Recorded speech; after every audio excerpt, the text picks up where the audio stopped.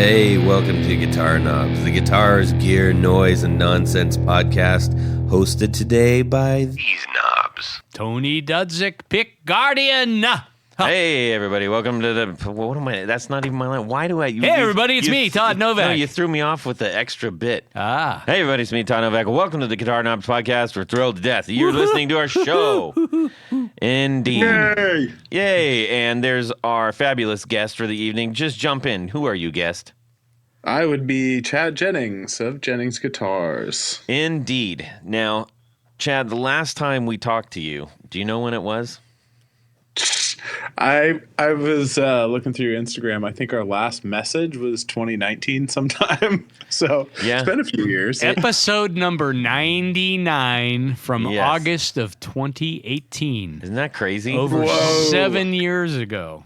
That's wild. That it's really kind of bananas. And what number? Where this is for? This is going to be 438. Wow. Is it really? Yeah. That's my address. Is it really? That's awesome. 438 Calle San Pablo. See, it's Meant to be. yes. Dad. What's that? Kismet or Kismet, what- yes. Yeah. Anyways, okay. Well, that was really fun, everybody. We are gonna have a great time because Jennings guitars are cool, and you should like them if you don't already. Okay, where can people go to check out the things that you make by your hands, your own two hands? There are only 10 fingers involved in all of this stuff, as I understand. Yeah. Let's pray I keep those 10 fingers. Yeah.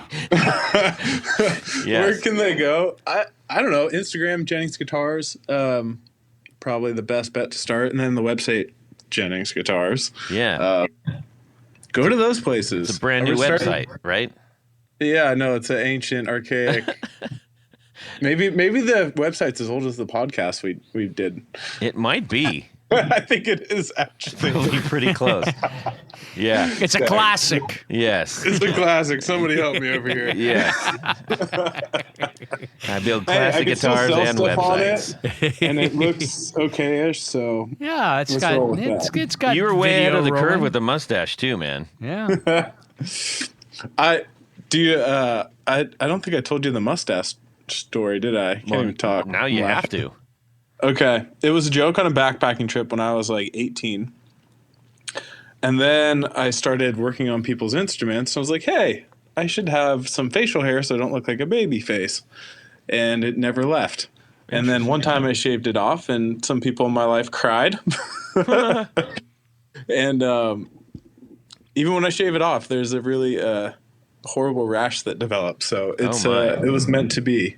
I told someone the mustache was born in 1975. It predated my birth date of 1991. So Wow. yeah. That's kind of nuts. Now, does everybody just think you're a firefighter or what? Okay, you're gonna love this. So I go to this mountain bike store. This So guy's yes. got a stash. Sir, do you apply for our firefighter or police discounts? No, I do not. So I go into the shop regularly, and the guy goes, "Hey, do you apply for our non-firefighter and police discount?" I was like, "Yes, I do." Yeah, he must have asked me that like 7 or 8 times before he's like, "Okay, you're not a firefighter, got it." Yeah. Yes. Yes. Yeah. Do you have a fire starter discount? Yeah, I do like to start fires. Yes. Have Well, those few nights.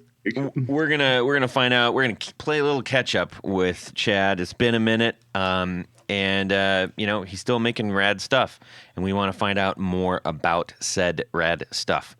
We're gonna jump into just a couple of quick little things. Announcements for this week, Tony. This week, while people are hearing this, I'm actually in UK with Joe. Uck. What, you're in Uck? I'm in What? Uck. Yes. No, I'm here. No, when people hear this. Because next week, which would be this week, the week that you're hearing this. No. Yes, I will be Yes. coming back from the UK. So we are recording this ahead of time. I'm thoroughly confused now. Me too. What the Anyways, heck? we are basically. I'm just saying we're taking a break, one week break from the giveaways, the pedal giveaways. Oh, yes. So we'll catch back. We'll catch back up when I get back. Okay. So there. But you're back now. I am. I'm not back yet. Okay. But when we I'm hear here, this, but I'm not back. Yes. I will be on my way back. I think that's how it's going to work. Let's get going. What's going on in our music world this week? Tanya Bolonsky is going to start us off. Yes. And we are going to... You did miss some hair around your ankles, by the way. Really? When you were shaving those. Oh, okay. You want me to shave them right now? No, definitely not. And then we're going to see what's up with Chad Jennings. Okay. Okay, go ahead. So a couple of weeks ago, I guess it was, I thought I had a line on my old 66 Jag, my first guitar. Turns out it was just a dead end. Oh, man. Can't find the guy that I sold it to. So what I decided...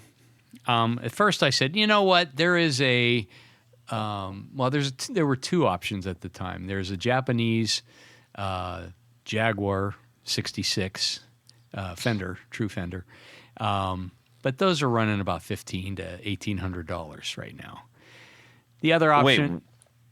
Wait, 1966? No. It's a Japanese reissue model. Okay. I was like, what? And what makes these stand apart... Because it's more like 18 grand. They're not that expensive. 27 grand. No. Okay. They're not that expensive. They're more than they were. I mean, I paid $175 for mine. Yes. And that was obviously a long time ago. And then the other option was Squier makes a version, basically. And what makes this model the model is it's got block inlays and a bound fingerboard. In fact, I sent you some pictures of me in the old days with that particular instrument, which is why I sent them to you so you could see what I was talking about.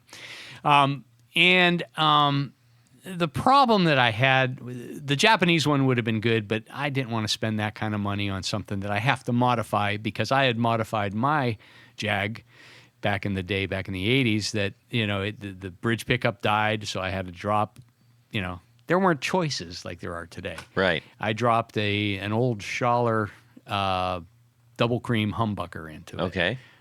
I beat Cobain by at least 10 years. Yeah. So stick that. Okay.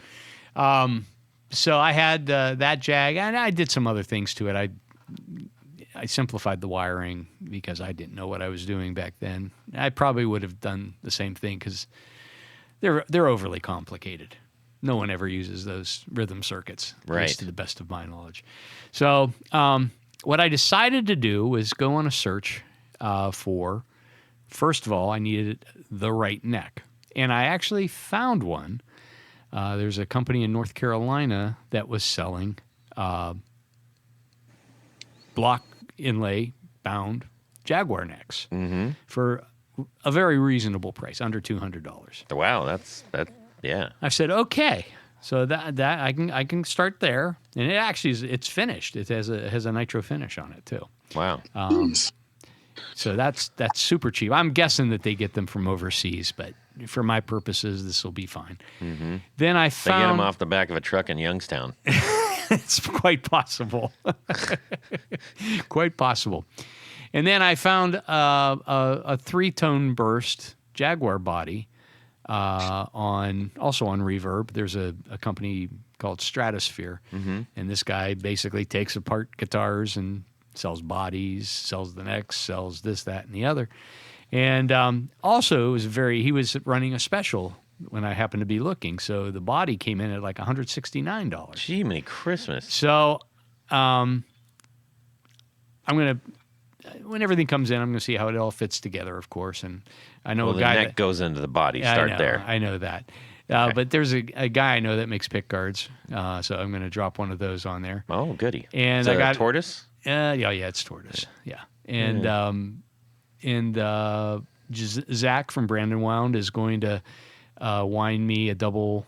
We're going to use off-white, the bone material, because it's exposed coils. And there's another pickup company that has a problem with people using double creams. Yes. You see. So, what? Cat. Cat? Yeah. I didn't think of cat. Yeah.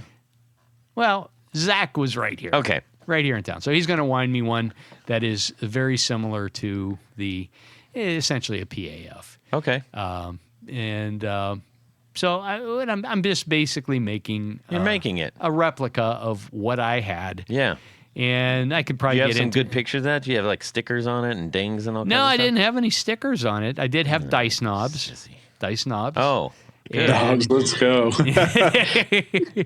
And of course, the humbucker in the bridge, and I had a toggle. I moved that up to the upper bout. Yeah. So that was really the gist of what I did to that guitar. Nice. But it served me well at the time, and I can't find the original one now, so I'm just going to make a replica, and for $500 or $600, I think all in, I'll probably. I had many of the other parts laying around at the shop, so. Yeah, sounds cool. That's man. what I'm going to do. I like it. I'm glad that you found resolve in that. Yes. I was getting tired of hearing about it. Hey, Chad, what's going on in your music world this week that isn't building guitars? I won't drop names, but I will be making a... Drop names, man. No, I can't. Okay. Jagarillo kind of instrument. Oh, nice. Jagarillo. Have you ever played one of those? Yeah, I have. Todd hasn't. He's got a very confused look on his face. Yeah. It's 3 pickup? Well, for this person, we might be doing other pickup combinations, but Okay. This is my first time being intimate with a 24-inch scale. I played the super short scales. Obviously, I make 25 and a half. So I've been having a lot of fun just playing that at home and just kind of feeling it out, trying to get a feel for what they're going for. So it's just, I think that's a Japanese-made instrument from like 2010 or 12 or something. Yeah, it was I think it was in the Pawn Shop series or whatever. That sounds about right. So it's HSS, right? Well, they made That they one's made HSS. They made one that had 3 jag pickups, slanted jag pickups, I think. Jeez. Okay. Yeah. They're I think what you'll find with the 24-inch scale is you can use heavier strings. Yeah. And it's a shorter scale. Yeah. And they feel like, so for just to give you an example, on my 25 and a half inch scale, I prefer 10 to 46. Okay. Straight Yeah. up. On my Gibson scale, I like 11 to 48. On my 24-inch scale guitars, I like the 12 to 50. Oh man. But to me, they feel the same because of the scale length. And depending on, are you going to put like a Jazzmaster Jag trem on it? I believe so. So We're thinking of using Descendants bridge. Oh, that's perfect. And Yeah. trem. That's that. Yeah, so we're gonna go make this one pretty high end, and there might be Yeah. limited runs and whatnot. So we're just tinkering with it, and I'm excited.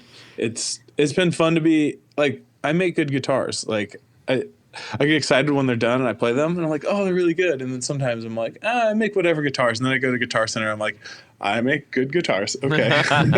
One of the cool things that Fender did in their recent non-historical correct Jags and other things that have that trem is they've moved the trem, I want to say it's a 1/4 inch to a 1/2 inch closer to the bridge.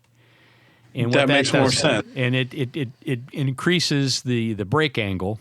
Yeah. But the Descendant already does that. I mean, the Descendant sinks the strings down further into the body. So you can kind of leave it where it would typically be, but even so, if you wanted, you can move it a little bit closer in since you're going to build it. And that should be very cool. That's an excellent choice. I used to love the Mastery stuff, and I think that the Descendant stuff really, based on what they've done by lowering the strings there and increasing the break angle, they really improved what the things that you can do there. What color are you going to make it? Oh, there's gonna be limited runs of these, and and it's not going to be the Jennings brand. It's going to be like a partnered with Jennings kind of thing. So yeah, I don't know how we're going to post about it in the future, but should be fun. I'm excited about it. I think I really enjoyed drawing up new body styles and kind of doing some of the background engineering, a lot of the things that people don't see, right? I make the guitars, but I do all the programming and all the design work to design them as well. And it's very logistically intensive. I've got my Mastery or Jazz Master style trims. I do a 1 degree. I do a tall neck pocket on most of my builds so I can get break angles right. And then on the Mastery, I also do a 1 degree back angle in the neck pocket. Smart. So I think between the 1 degree plus the break angle there, I think it's going to sound really, really stout, really tight. Yeah. And, yeah, you might, if you're doing all of that, then I would say start with 11s, 11 to 48s, and not go all the way to the 12s. Yeah, because it feel a little stiffer. Yeah. Yeah. And that's, with the steeper neck angle, I mean, you're going to be able to raise the bridge up higher.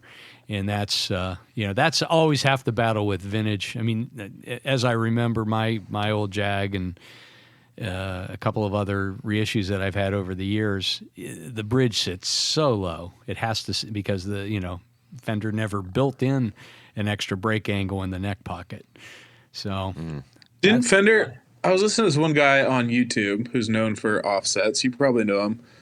Pusheen or whatever. Yeah. Mike. Mike. Mike's cool. I've met him a few times. And he was saying that Fender recommended a shim, basically a certain thickness shim from the factory for all those to get the 1 degree or whatever. Oh yeah, if you pick up an old one, there's either a piece of phenolic or sandpaper. Phenolic? Yep. Yeah, like the plastic, right? Yeah. Yeah, that's what like circuit boards are made of a phenolic material. Okay. You mean like turret boards and stuff? That's brown. Okay. Yeah, but every vintage, anything that had a trem on it basically always had the neck kicked back by whatever spacer they wanted to put in there. Interesting. Yeah. But what you lose in that case is you don't have full contact between the neck and the neck pocket. Yeah. It's always crank, the back of it catches and then whatever's sitting on the or you open the it shim. up and there's like an old matchbook from like Johnny's sweet pocket bar, or whatever. Yeah. It's fun to see when you take an old guitar apart with what people did. I haven't done repair in a long time, but one thing I've learned as a builder is like, you might know the concepts of what sounds good, and then you can get a guitar with everything that's wrong, and it sounds great. That is, there are those magical instruments. Yeah, absolutely. That's fair. It's like, don't get me wrong. I pick all the good materials, quarter sawn necks, roasted materials. Like, that's my go-to. But every once in a while, you're just like, and that sounds better than the roasted wood that I use. So this guitar made from a pellet sounds pretty damn good. I literally had that happen. I was outside. We have a lot of Douglas fir here as kind of our framing material. I think you guys have a lot of pine. Similar densities. So I'm looking at it, I'm like, oh my gosh, this stuff's quarter sawn. So I like cut up this pallet to make like prototype body blanks. And it's this 4-piece quarter sawn Doug fir bass that I made for someone. And I'm like, dude, this thing sounds great. And so I made 2. One was a Mustang bass with a Jennings headstock, and the other one I have here that I'm finally gonna turn into a guitar for someone is a Voyager solid body that's gonna get a short scale bass neck on it, and that's gonna be really cool and unique. So nice. Yeah, we'll made get out of into pallet your wood. actual models and stuff here in just a little bit. Oh, cool. Yeah. I was just going to mention on those notes, I remember when I was when Jared was still winding pickups at his house for Brandon Wound, he pulled some out and he was like, "Yeah, I got to rewire." I was like, "Is that newspaper wrapped?" And he's like, "Yeah, I don't know why they did that stuff." And I'm like, "Why don't people? That's cool. Still do that." And he's like, "Well, I don't want to do that. I want to put black tape on it."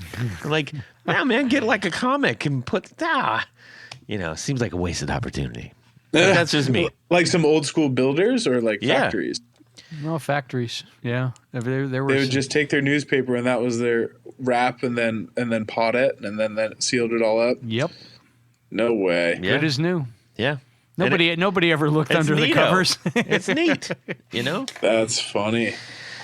Anyways, okay, so I'm going to take us from hands-on stuff to. Hey, wanna Todd, just what give- about you? What's Thanks. going on in your musical world this well, week? A brief update. I've been very busy prepping to take off, but I mentioned on the last episode I had just gotten the Valaton GP5 all-in-one does everything micro pedal, which look if anybody says this little thing does everything, okay, first thing is walk away, right? That's Yeah. right. Nope. This thing's awesome. I can't believe what it is capable of doing, and I set it up for Tony.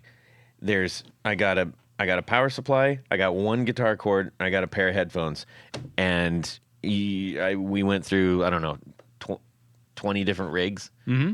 So I was playing it last night, just trying to see what it was all about, and now, if you're just going, oh, what are the effects and what are the, it's got amps, it's got everything in it, right?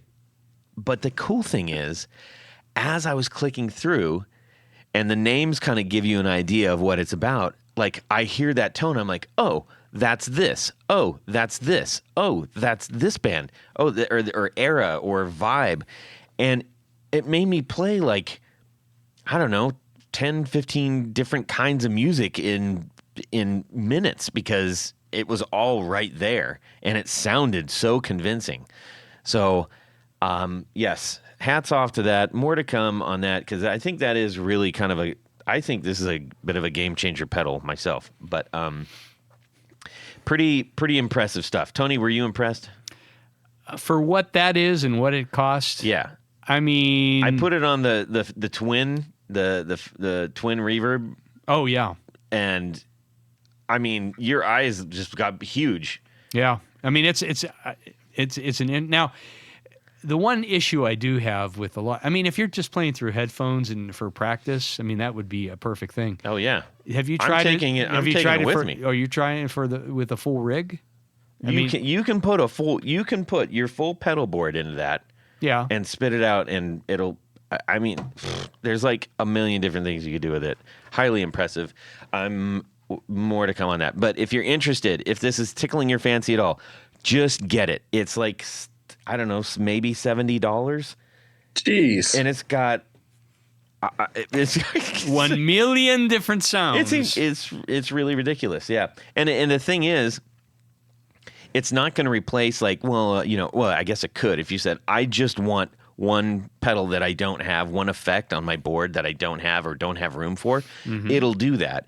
If you want, I need a full rig, I need everything. It'll do that. If you say I just want an amp to put my pedal board through, you can have every kind of amp and just click through that. It's two knobs and a tiny little LED and a foot switch. Bluetooth connection to your phone. You don't need that. You don't? No. Oh, I thought you had. If you want to customize your board, yeah. Oh, okay. But it also has a computer, desktop component too. Mm-hmm. Anyway, crazy stuff. What a world! What a world! Okay, let's get on with knowing how did I plug that in, Tony? That's right. Tour Gear Designs patch cables. I was wondering. Yes. At home I did that. I didn't do that here. No. But I would put a Tour Gear patch cable into that any day of the week. And I could choose up to many different sizes and many different shape configurations in order to do that. Yes. Go to Tour Gear, load up your cart, hit purchase. Don't worry. That purchase is just to initiate the coupon code box. You're going to put the guitar knobs in, all lowercase. You're going to save 15%, and you're going to say, thank you, Tour Gear, for sponsoring Guitar Knobs 4 on the Floor. Let me get a little bit of this. 1, 2, 3. 4 on the floor. All right, Chad Jennings Guitars. Boy, that was lucky. What is your 4 on the floor? 4 on the floor. We got the Maris M7. Got Whoa. that back in 2019. That's the most complex pedal that Chad entertains. I like reverbs. They do a lot. I actually know Terry Burton at Maris. They're actually town over, and I know him through friends of friends. So we connected with a guitar and gear kind of trade. That's and cool. I got that, and I was like, let's go. Yeah. And then you're going to laugh at my drive. I'm just running the Morning Glory. Hey, that's Similar a fantastic pedal, man. Yeah. What's funny? My buddy, like, I didn't realize there's like the mid switch on the side of it. So forever I'm playing the thing. I'm like, man, it just sounds so like a little muted to what I want. My buddy's like, there's a switch on the side to open it up, right? I was like, no way. I've had this for 5 or 6 years. What version do you have? Oh my gosh, I probably got it in 2017, if that. Okay. 2018. Okay. Yeah, because you don't have like a higher gain switch on there, do you? No, I don't have the higher gain. Yeah. So the newer one, I think it's version 4, has the. That's the one that I have. It's got the more gain or less more gain. Less more gain. Yeah. My next is just going to be an ABY box, and because I like tube amps, man. Yeah. What are you running into those? I have a Benson Monarch, and then I have sounds funny, like a Tweed Champ that I made. So run that, and then I have a funky knockoff. Have you ever heard of Blackheart amps? Yes. Remember those? Yeah. So I have their 15-watt thing, and you got to dial it in, but there's a lot of great tones in there, and I really, really enjoy that. Do you run them all together or separately? With the AB, or I'm assuming it's an ABY. Yeah, so I can do one dirty, one clean, and then or both dirty. Yeah, and yeah, that's how I like to do that. And then my other one's just a freaking tuner pedal. You got to keep in mind, I just play it here at the shop. No one's here. I can just crank it up, and I've got. You're one of the few guitar builders that actually still plays. So congratulations on that. Well, it's a little bit of playing. It's not a lot of playing. Yeah. But yeah. Well, all right, man. Hey, whatever it takes, right? Yeah. You got it done. Well, super cool. We need to get going talking about, because we're trying to be mindful of Chad's time here. So we need to start talking about this awesome guitar business that he apparently has. Yeah, what's that? No, I've never heard of it. So last we talked, which was, again, 1999. No, boy, that would have been a long time ago. Yes. It was episode 99. I was a wee lad. Yes. Yes. It's been a minute. Now, so we have some catching up to do. Inform us where you're at now with your models and what's going on in the shop. Models are still the same, running the Voyager solid body. I think we released the Navigator, which is a standard looking telly, but you can kind of chop and mod it and do all sorts of crazy stuff. Mm-hmm. Then we got the Catalina, which can be semi-hollow. It's kind of like a round butt, double chambered, sound hole. I think that's the first guitar that you made that I saw, and it was. Okay. And I think you had that. What's it? Dog hair with the white. Rubbed in it. Yeah, and I was like, holy smokes, I dig this. Yeah, so that, and then the Voyager Deluxe, which is going to be semi-hollow, chambered both sides, one sound hole. I did make a Voyager bass. That's I have a secret menu, I guess. Not marketed. So there is a Voyager 34 scale bass, 4-string, and I'm working on the Voyager 30-inch scale now. So right, and for those that aren't seeing all this because you can only listen, you favor an offset kind of style, not necessarily through the entire body, but certainly up front. Yeah. So the Catalina is going to be symmetrical butt, I guess you would call it. Yes. But the horns are offset. Voyager's going to be a full offset style. Navigator's just a standard telly. It's not just. It's a good guitar, but visually you'd be like, yeah, it's a telly. But yeah, that's kind of my lineup. What's the biggest seller that you have? Voyager solid body and or the Navigator solid body, doing 2 humbuckers and the Bigsby Got it. setup. So yeah, I'm kind of changing I was just kind of doing custom forever. Mm-hmm. And I've realized everyone wants a Bigsby and humbuckers for some reason. Oh. At least that's what my crowd wants. So I'm starting to do like a standard line where I have them pre-done. Yeah.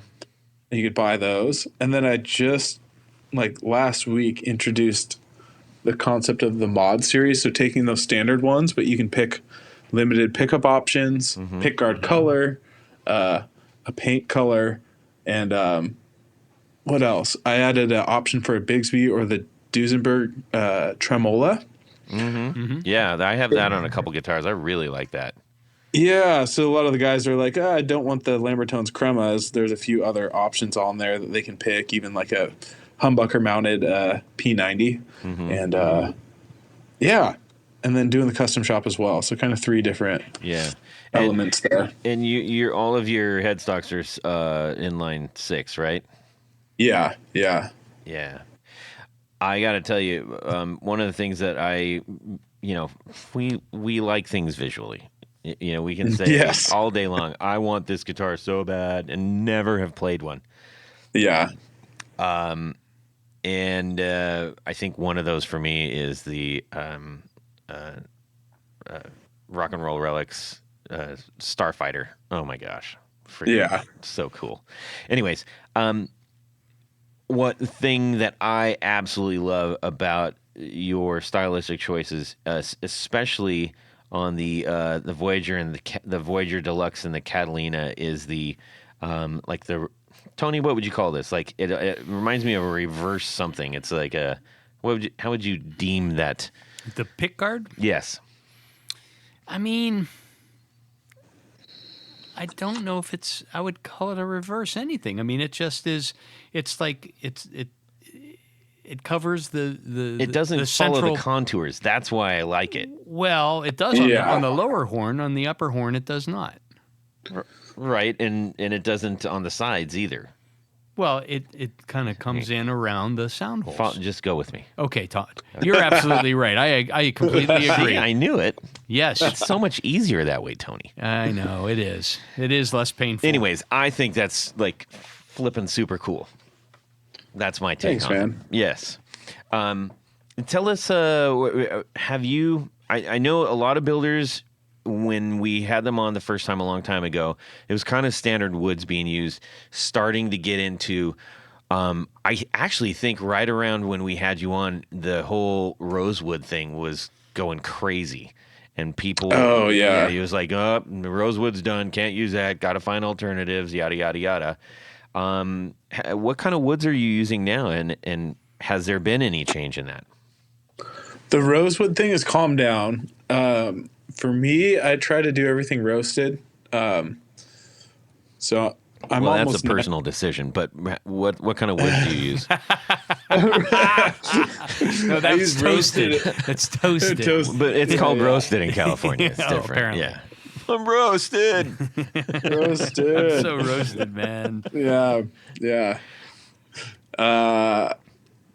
Fine. I use torrefied maple for the necks. Yeah. Torrefied swamp ash. Can you explain torrefied really quick for those who may not be familiar with that? It's roasted. Yeah. Well, man, I use it so much I forget. I'm asking Chad, the luthier, to explain The what? that. Yes. I think there's a few different recipes, but the basic concept is you cook the wood, and it will burn off some of the resins. Saps change the cell structure. It's supposed to be more stable. It's definitely lighter, and it's definitely more resonant. I've had people in the shop where I have we're going to use the terms roasted and torrefied interchangeably for those who don't know. So I had a piece of swamp ash unroasted. Sounds really good when you tap on it, and then a roasted piece right next when you tap on it. It's like the roasted stuff sounds like a bell, Yeah. and the unroasted stuff rings pretty well. So I'm always walking around the shop, knocking on wood. Like, I'd go to the wood stores and just knock on wood to try to kind of tune my ear for, like, what am I looking for? What am I aiming for? And every time I've gotten roasted wood, it just does the ringy thing that I want a guitar to do. So I use the roasted woods. And they look really nice when they're roasted too. Yeah. Oh, it looks so pretty. Yeah. Especially doing like a curly roasted maple. It's really something special. Okay, Tony, you had a question. Yeah. So you mentioned you like the curly maple. Do you favor figured woods, or is just plain old maple okay? Plain old maple. The curly stuff sounds good.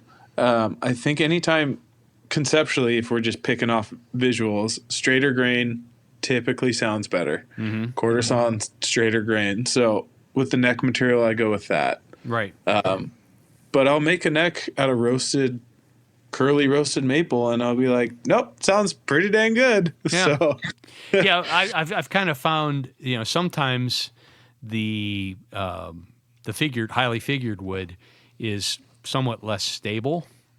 yeah. Than just straight quarter sawn maple, but it looks so nice. It really does look so nice. And I feel like once you roast it, your level of stability is drastically higher than the unroasted stuff, especially when it comes to figuring. Mm-hmm. But I guess only time will tell how stable it really is. But I've had plenty of guys who get the guitars and they bring them back years later and they're like, I've never touched this. I'm like, this setup is factory. Like, action's right where I sent it out. So I don't know. I think the material's stable. I think the weak spot in the necks for me is oftentimes of doing rosewood fingerboards. Mm-hmm. So that's going to move a bit, and then it's going to pull the maple with it. But the stuff where I do roasted neck, roasted fretboard, and it's painted and sealed, I think those are really, really stable as far as guys don't need to adjust them. Now let's talk about, you have, for your fingerboards, what are you doing? 90% rosewood. I got ebony, roasted maple, basically those three. I had someone ask you favor the rosewood though. Yeah, I like the softer feel. I like the overtones of it. Ebony doesn't have the same feel to me. I feel like rosewood has a little bit more vibe to it, a little bit more overtones. Yeah, I think you're right. I like that. I think ebony tends to feel more slick or slippery. Sounds a little bit more like a clarinet too. Yeah, the ebony, the way you're describing the wood of the ebony is kind of how I feel like how it sounds as well. It's weird. It's solid. It's even. That's how it sounds. You play it and you're like, yeah, that's ebony. And the rosewood's like, ooh, there's color. There's more color there. Okay, yeah. All right. Now, pickup wise, where are you these days with pickups? I drive down across the border. No, I'm just kidding. I use a lot of Lambertone stuff. A lot of my clientele really love the Lambertones. I think they're great. So it's kind of a no-brainer. What about them are you in favor of? Just the brightness and the humbuckers. A lot of the guys are wanting more cut, less mud. Yes. So his Crema humbucker does really well for that. And I don't know if you've played any of the Lambertone stuff. I but haven't, really cool no. But we probably his get them on. Crema neck, and then he has a grinder, which is a little bit more power in the bridge. Really feels nice. So you get the clarity, but a little bit more push. What was in the? What are you saying is in the neck? Which one? Neck would be the Crema, and then the grinder would be in the bridge. Trying to give the bridge a little bit more push and a lot of clarity in the neck. Cool. I like that. Yeah. Yeah. Now, are you finding that you were saying that they like the Bigsby's more these days? Why do you think that is? Man, I think it's a lot of the church guys that I'm selling to. They're all about the Bigsby's. I love the feel of the Bigsby, and I take them apart and tweak them just a little bit so they hold better tune. I really inspect that the bearings are good. Every once in a while I get one that's a little funky, but I think it's a vibe. It's a feel. You know, I play the Duesenberg Tremola, and it has a different vibe and feel. But the Bigsby just has that, like, I don't know. Put a little bit more effort into it. You know. Yeah. Yeah. Music's expression, and the Bigsby is part of that expression. Yes. Yeah, it's like the Bigsby is like you can do less with more, and the Duesenberg is like you can do more with less. Mm-hmm. A little bit. Yeah. Just a little bit. Yeah. Oh, wild. So you stuck with these body shapes, which, you know, one thing that, you know, we can talk about here, you've got, what is the style of your quote unquote F-holes here? I've never put a name to it. Some people say cat's eye. Yeah, I can see that. Slight kind of Rickenbacker-ish. Yeah. Kind of or old Gretschy. Yes. Or like Charlie Chan's mustache. Or vampire fangs. Or vampire fangs. Vampire fangs. I like that one. So with some of these stylistic approaches, you found your zone. If you were making one for yourself, okay, because now I encourage everybody to go to the website and check these out. Lots of different colors, lots of different configurations. Your options, your guitars are built to have lots of options. They're kind of like one thing I like about it is you can customize the crap out of these things. Yeah. So that was really intentional from the start. Like, I want one neck to fit on everything. I want all the bridge pickup locations to fit on everything. So that was kind of the base of design. I feel like I'm getting away from your question and answering it at the same time. Well, it was a dual question, kind of. You know, like what you know, was the customization? How intentional was that? Which you kind of answered. And yeah, but if you're like, I'm going to build something for myself. Yeah. I did recently, and this might give you insight to who I am. So I have a bin of scratch and dent parts, pick guards. I had a body wood that was cracked that I was like, well, I'm pretty sure I can glue it and it's still going to sound fine. So I made myself a Voyager Deluxe with a Tune-O-Matic and stop bridge. I really like. Oh. I played Gibson a lot growing up, and the solid tone's cool. I think I want a Bigsby. I'm torn between like turning this into a Frankenstein guitar where I like mod and tweak and add weird things, or just leave it as is because it's actually kind of nice. We'll see. Keep adding. Just make it weird, man. Yeah, I have some scratch and dent material here at the shop. Like even the neck was like there's a black splotch on the headstock. When I cut the wood, and I was like, dang it, I can't use that. So I went in the B stock pile, and I was like, you know what? I'll use it for me. Just gonna play it at home. So yeah. Okay. Are you do you tend to favor the bound necks or unbound? I don't like the bound necks. Well, I like all guitars. Let's be honest. Okay. So from a builder standpoint, when I'm rolling the fretboard edge and doing the fret ends and stuff, I tend to be able to round the wood more than I can the binding. I don't know why it is that way. I think the material just cuts nicer than like doing the plastic or something, but yeah, I just like the greater round, and I don't love doing binding, the physical effort of installing it. So I'm like, I'm not gonna do that for my guitar. I did it for the body, but the neck I was like, nah, whatever. Yeah. You know, one of the finishes, you do quite a few different finishes, obviously, as most builders do. But you've done a lot of shots with the dog hair, I believe. The term is. Can you explain that a little bit? Yeah. So dog hair requires an open grain wood like an oak or an ash. So typically, I will spray the black directly into the wood.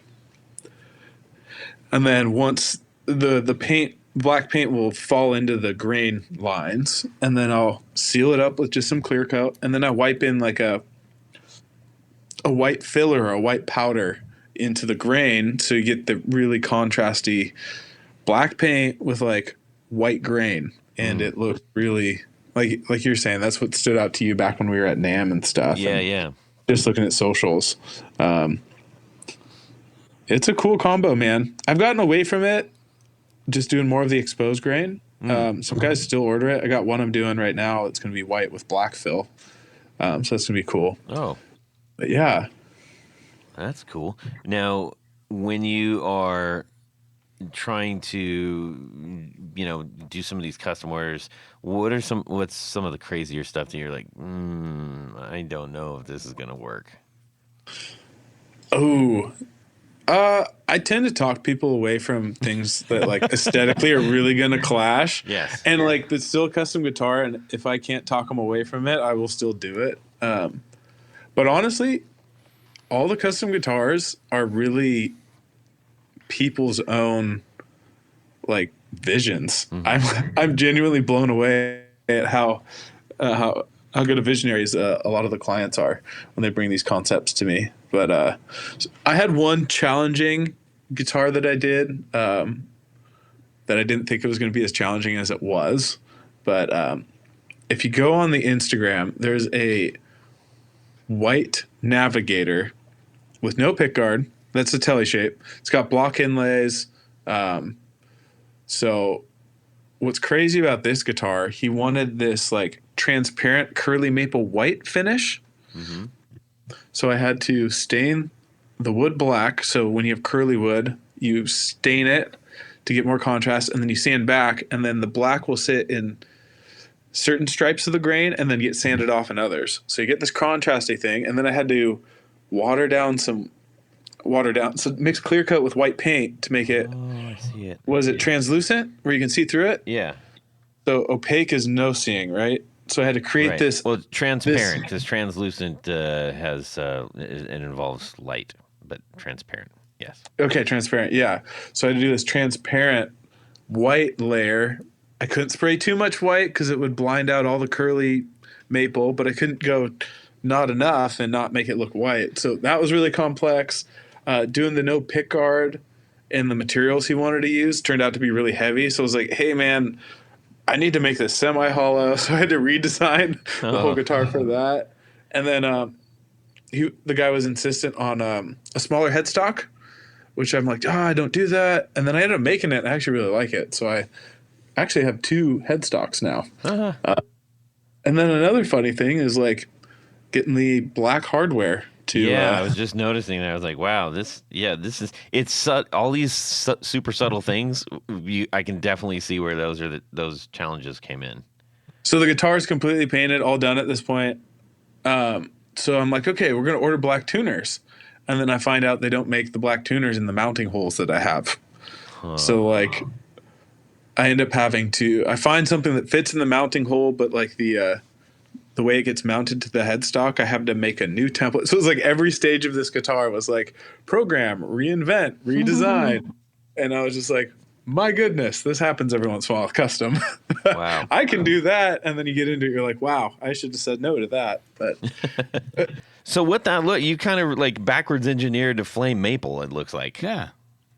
yeah, that's exactly what happened. So it was flame maple and then just spray the transparent. We figured out that's the term, transparent white over there. It's funny. I know how to do all these things, but I don't know the words for them. Do you remember the Fender back in the 90s? They did, or Fender Japan, I think they did they basically put a decal.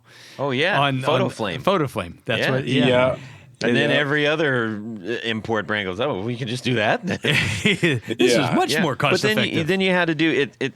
You know what? Photo flame turned into that kind of like the new thing, where you go up and you're going, I'm going to put my credit card in this. And you're like, wait a minute. Is this one of those clip-on bull crap things that I'm going to get robbed? Yes. Right? Yeah. Yeah. But it's really funny. Some of the necks, especially, I think they called it the Gremlin or something. That had like two little eyes down by the neck heel, and every one of it, because the decal was the same. They just mass produced it. But every one of the necks had the exact same pattern on it. Yeah. Oh, wild. Too crazy, man. So, are you endeavoring into new body and styling territories, or are you like, no, this is my jam and I'm going to stick with it? I want to. Being a one-man shop, I'm pretty tethered to just trying to run operations. I want to do something like a Starcaster, something bigger bodied.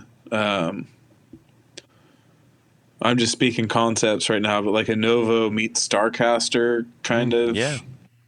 I don't know, something like that. A little bit more body, 335. I know Veritas does is 503 or something like that. Mm-hmm. Well, you're almost there with the thing. Catalina. I mean, if you did, like, sounds The like Catalina's that would pretty be small, though. The Catalina's like, if you've ever played Gibson shape-wise, I mean. 339.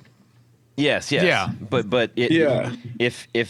If that body, especially, the big bottom was bigger, if everything was a little bit bigger, you're kind of there. Yeah. It would have to be a lot hit the bigger. bigger button. It'll work. Just go with it. Yeah, there's is it Motor Avenue? Motor Ave. They basically make it's like an offset 335. Yeah. Or like your but that's the like Epiphone. That's a flat top though, kind of like this. Yeah. Yeah. I think I want a carved top for this. Uh-huh. Okay, Cool. I hate to say the Tom DeLonge Starcaster really piqued my interest. I played a few of them. I'm like, dang it, these are good. Yeah.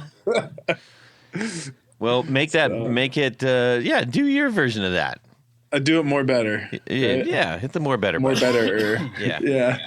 Yeah, I'm a fan of that bigger body. I love the Hagstrom Viking.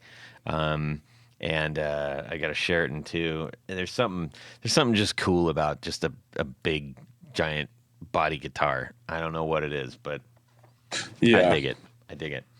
So I'm assuming you have a couple of things that you want people to pay extra attention to. Yeah, I've been queuing up, building some stock stuff, kind of off the shelf in the mod series. So we talked about that earlier. Just you can kind of pick and choose. So it's just a drop down menu. You'd be able to pick guitar color, bridge between the Bigsby and the tremolo, Duesenberg tremolo, and some pickups. So I'd love people's opinions on that. I think I'm going to add like a shell pink to it. I think it would be a cool. Oh, that'd be exposed grain. That'd be big. Yeah, with a rosewood board, and then guys can do the Torque pickguard or the parchment pickguard would look good with that. I don't know if I'd offer it for that, but I think painted gold pickguard, silver pickups, shell pink would actually look pretty cool. Yeah, I've got this material. It's called boa shell. So it's boa shell. Yeah, so it's kind of like boa constrictor. Yeah. And it's got I have another similar material. It's called zebra shell, so it's like black and white and silver. But the boa shell has this kind of pinks and some like light abalone. Greens. Yeah, sort of. Yeah. Why didn't they call it abalone shell? Because that's an actual shell. That's stupid. No, but this one it's very light pink and light greens and minty greens, I guess you'd say, and it works incredibly well with shell pink. I've got a Meteora style guitar that I put together that I used on that, and it looks really cool. I mean, you gotta send them a picture, man. I will do that. Do that. I'm going to send you a picture. Yeah, it'll last longer. You want to know something crazy about that Meteora?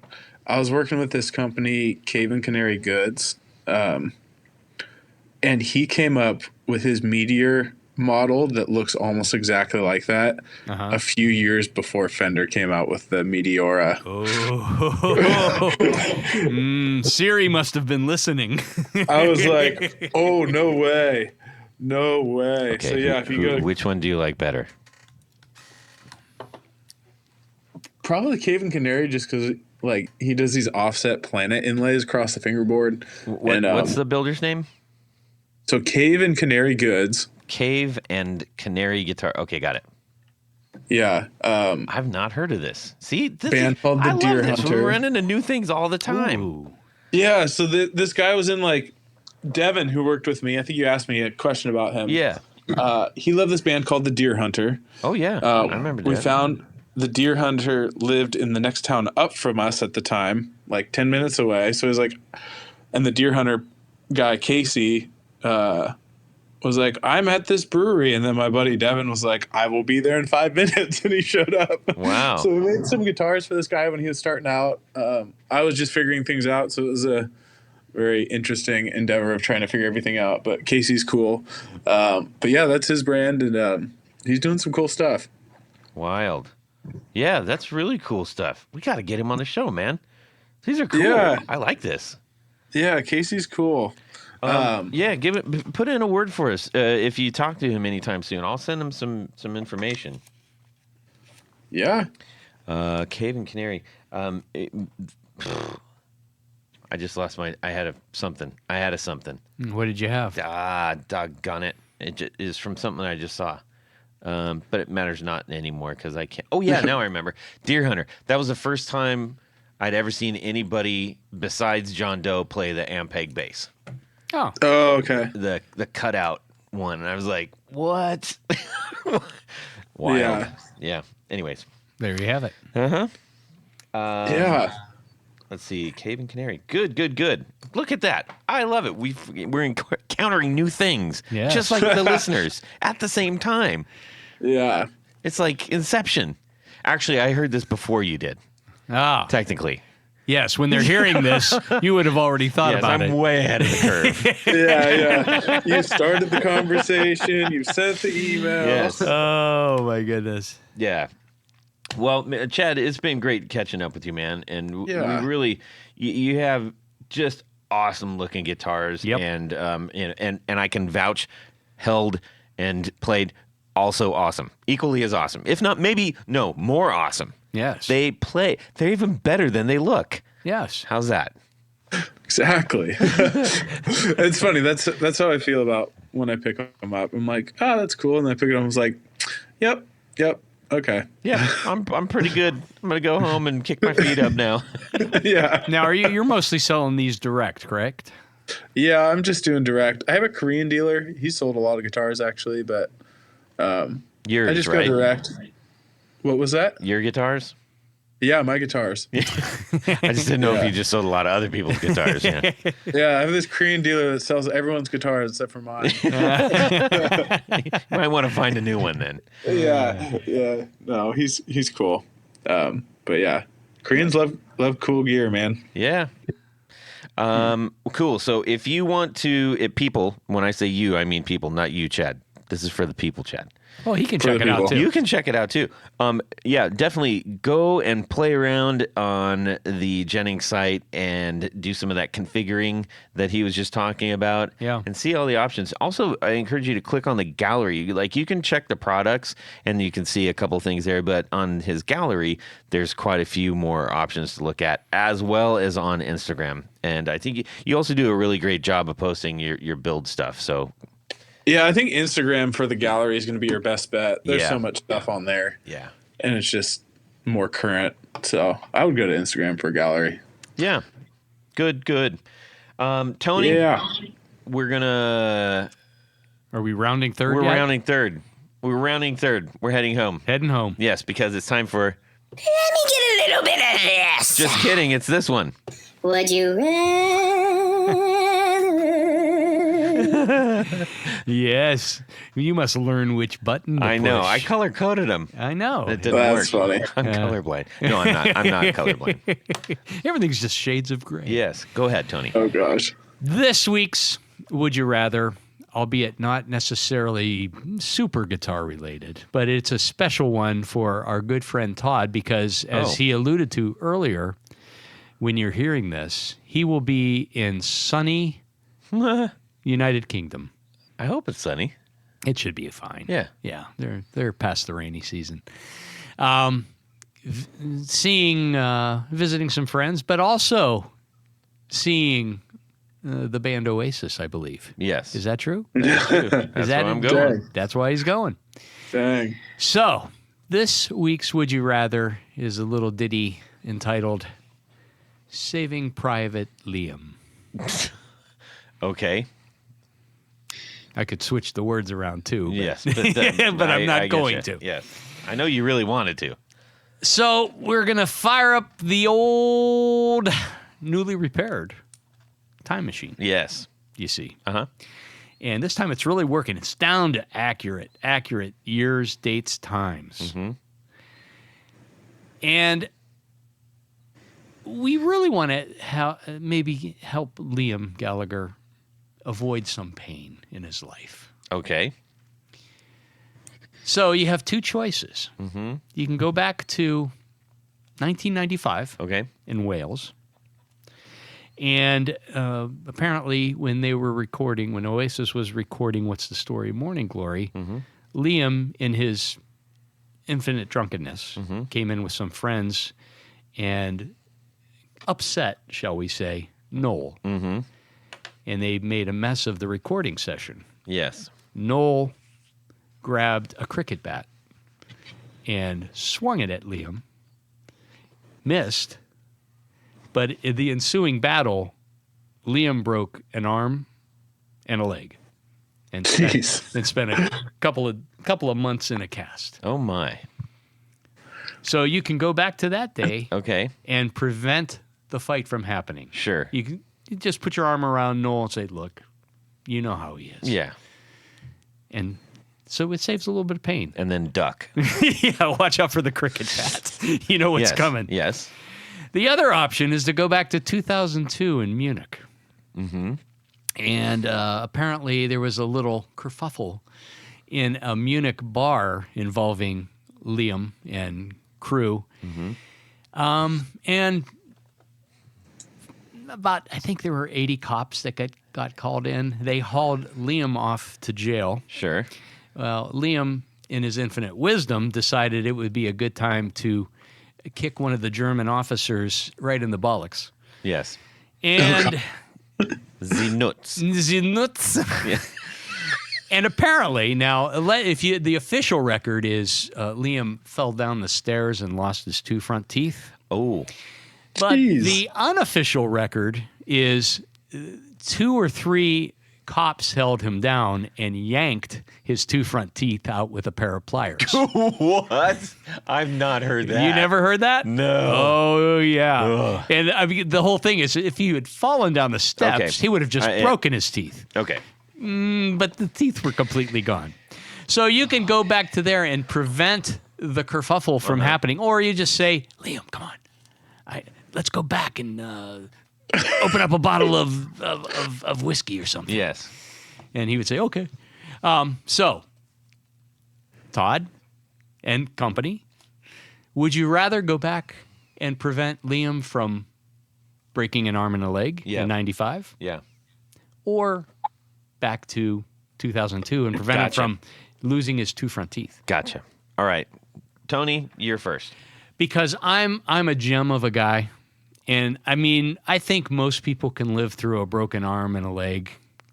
I would imagine, I've never had my teeth yanked out, but I would imagine that would be really bad. Yeah. But on the other hand, it maybe made him a better singer. How? Yeah. He could be a whistle better. He became a world-class whistler. Yeah. No, Oh I've got to. I mean, I have sympathy for almost many things and people, and I have to go with that one. I have to prevent him from having his teeth yanked out. Gotcha. Chad, how about yourself? I would do teeth, man. I would not want my teeth yanked out under Yeah. No matter Not being knocked out. how much you had to drink.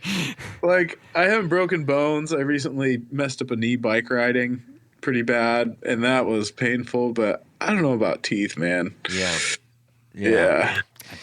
Well, I too am choosing teeth. I Okay. have had both of my front teeth knocked out at separate times. Oh. Oh man. Yes, one via concrete and one via Baseball. a baseball. I remember the baseball Oh, story. gosh. Yes, I've also had over 10 teeth pulled. I can't remember exactly which number. Whoa. Dude. So, Come on. yeah, Ow. I'm definitely going to spare him from that. That makes you popular in certain circles, though. Teeth collecting, maybe. Gosh. Yeah. I still have I got a prosthetic tooth in now, the implant or whatever it is. Yeah. So I get radio signals sometimes. But Tony, we need to thank a few people. Yes, we do, because at this point of the show, there is a special group of people we love to thank. These are our executive producers. Now, an executive producer helps make this show possible. How do you become one? Head over to patreon.com/the Guitar Knobs. Check out a couple different levels in which you can participate. Become a sponsor, a friend, a hero of the podcast. Each level comes with some very nice thank you gifts and opportunities to win great stuff through our infinite giveaways. You like that? Infinite giveaways. Infinite. But in addition to all that great stuff, there is one more thing I'm told. Yes. You get to have your name read on the thing. You get to have your name read on the thing. Thank you, Jared. Jared Cricket.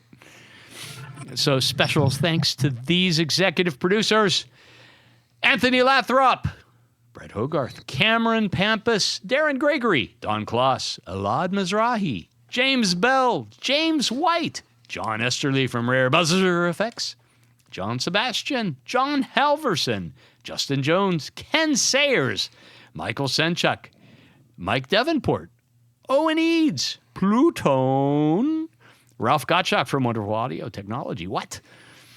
Richard Kendall, Rick Calhoun, Rusty Sneeden, Stefan Lamb, Tom Barazin, Trevor Ellenberg, Trevor Gunberg, Vader and Pedals, and Caribou Gone. Oh, Welcome yes. aboard, Caribou Gone. Thank you so much for joining. Yes, we appreciate that. But Todd, there's more. Yes. Because we have a special group of executive producers. We call them our Grand Poobahs. These are the creme de la creme, the A number ones, the top of the heap. And they wear a fez upon their head whilst listening to said podcast. Indeed. And I believe they do. Are they still required to drink copious amounts of orange Gatorade? Yes. The official Yes. drink of. Although I may try to bring back some Iron Brew, Ooh. which I think is also orange. Yeah, but isn't that Scottish? Iron Brew. Yeah, well, if I get it up there, you know. Okay, I see. Yeah. I don't see know if how I you can get work on it. a plane with one of those, but we'll see. Anyways, go Yeah, ahead. probably not. Yeah. So special thanks to these Grand Poobahs: Anthony Gemalero, Billy Spitfire Unlimited, Bob Crouch, Brian Robison, Cody Foster, David Kaminga, David Tyndall, Enrico Fernando, Fox Hill Studio, Gregory Randall, Hex Matosa. Oh yeah, a quick shout out to Hex Matos, who's How's he doing? He's got several more months to go after shoulder surgery. Oh wow. Yeah, no guitar for like 6 months, Oh Dang. God. and he's a beast on guitar. So He that really sucks is. for him. Oh. Hang Well, in there, brother. Yep, we're thinking of you. Hang in there, brother. John Williams, Martin Cliff, Matt Hart, Michael Van Zant, Michio Murakishi, Moon Guitars, Pedro Vasquez, Sam Jett, Steve Keys, James Pennington, Zach Oswald from Brandon Wound Pickups, Yes. Jonathan Labate of M2 Labs, Ty Barnes, and James Castellano. Thank you. Indeed. Can I take this just a quick moment? You may. Actually, yeah, I'm gonna. No, never mind. Scrap that. Strike it. Reverse it. Clap. Okay, Willie. Oof, yeah, I know. Just remind me. Hang on. Daredevil. Okay. Yes. Oh, Okay. yeah. All right. We need to say a huge thank you to Chad Jennings of Jennings Guitars for joining us again after so many years. It was great talking with you. It was great catching up. I still really love the things that you're making, and I'm glad that you're out there doing that, and so are many, many other people. Well, thanks, guys. It's been a pleasure being on here, and man, I miss talking and hanging out with people, talking gear. So this was good. That's what we do, Anytime, man. Yeah. Oh, hey, are you going to be going to the NAMM next year here coming up? Might be walking it. I'm not going to be showing. Okay. Got it. Well, then if you Yeah. are, make sure you give make sure you let everybody know so, we can try to connect and stuff. Heck yeah, you'll see me down there. I usually go with like worship tutorials guys if you ever come across them. So, Okay. yep, What will you be wearing? probably black pants, black shirt, and some bands. Just look for the best mustache on the floor. Ah, Yeah. that's true. Look for a mid height guy. Does the mustache go all the way to the floor? Yeah. Yeah, super long. And people can go to jenningsguitars.com. Yes. Yes. And you can check out all these awesome guitars. Please give a follow, give a like, give a look-see at the Instagram that he's putting out there. It's really good stuff, and I think you will be impressed and inspired and all the good things. Enamored. Yes. Tony, Enamored. where can people find your stuff? Quite easy. Head over to pickguardian.com. Check out what I do. What do I do? I make pick guards for guitars. How do you get one? Shoot me an email. Let me know what you're trying to do. I'll make something special for you. As Todd likes to say, it's your opportunity to make your guitar even more yours. That's right, Tony. You can shoot me a DM on Instagram. That's the best way to get a hold of me. We love getting your guys' messages. Keep them coming. If you got a would you rather, you think you can do better than Tony, I guarantee That was gnarly. I guarantee you can. Then you can do it. Okay. All right. Thanks so much, Chad. We'll talk to you soon. Everybody have a fantastic Guitar Week and subscribe. Okay. I mean, he could just patch it in, but it's cheaper for him just to cut a new body. Patch it Yeah. up, patch it in. Rawhide. No, that's a different one, Tony. I'm not a firefighter, Yeah, you but I could've play said- one on TV. So we need a would you rather, correct? We need a would you rather. It would be great if you do a decent one this time. I was excited to count in unison. We can. 1, 2, 2, 3. 3. Wait, what? Who's doing this? And even more so, who gave it this incredible name and why? That's a Solvang. Solvang, yeah. Solvang. I'm like, Yep. dude, you got to go there. I actually have a bag of double salt licorice. Not unlike you'd get in Solvang here. Yet another reason not to go. Yeah. Boy, that. He made me eat this piece of licorice the other day, Yes. and I thought I was going to, puke. Yeah. It's so salty. It literally burned my mouth. Ugh. And then Yeah. you can't, licorice just sticks to your teeth, so you get this salty goop on your teeth. Yeah. And it's the best. It's And away we go. Well, that's it for these knobs. Please visit our Patreon page at patreon.com/theguitarknobs. Visit our website at theguitarknobs.com for all of our past episodes, 4 on the Floor blog, and other good stuff. You can connect with us on social too at our Facebook page and share your gear and stories on our Facebook group. Also, be sure to check out our Instagram at Guitar Knobs. Catch you next time.